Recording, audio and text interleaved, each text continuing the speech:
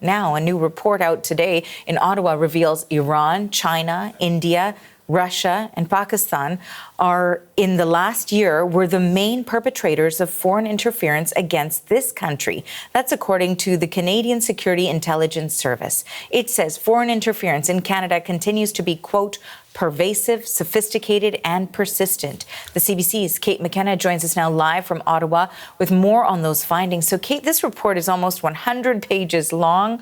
What really stood out to you?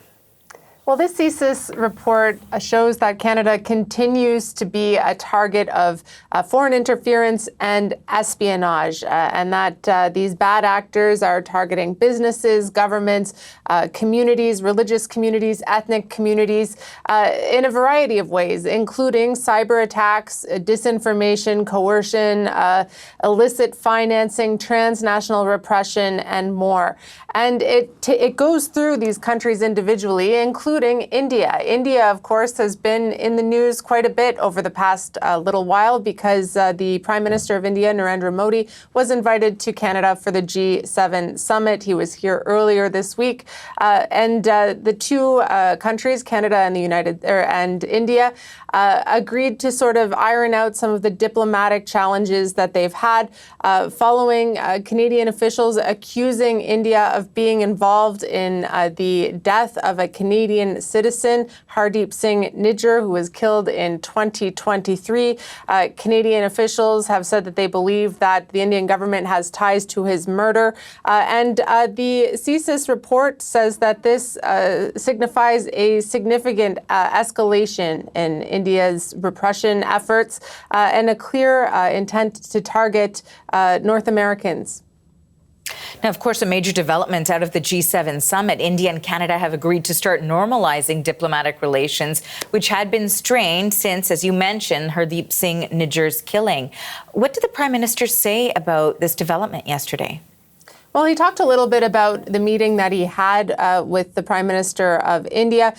He confirmed, both countries confirmed that they will reinstate high commissioners, top diplomats in their countries after they were expelled in 2024 following the allegations that India was involved in the killing of a Canadian. That was really one of the main kind of tangible things that came out of the G7 summit.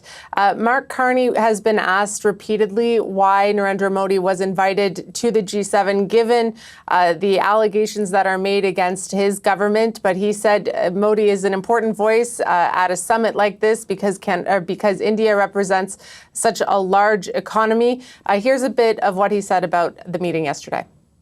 I think the meeting today was important, but I would describe it as foundational, as a necessary first step, an exchange of views, frank, open exchange of views around law enforcement, transnational repression as two examples, an agreement to provide the necessary foundations to begin to rebuild a relationship based on mutual respect, sovereignty, trust.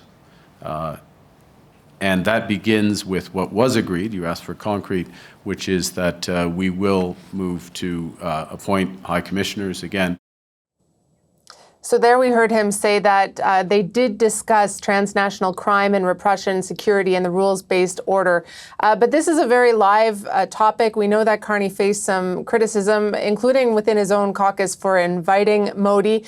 Yesterday, BC Premier David Eby called for the India-based Bishnoi gang to be designated as a terrorist organization in Canada, citing their alleged role in some extortions in Canada, as well as some of the men who were arrested in Singh Nijjar's death are alleged to have ties to that gang. Eby did make his case, saying that Canada has taken similar action against a Mexican drug cartel, but so far we haven't heard any response from the federal government about whether or not this is likely to happen.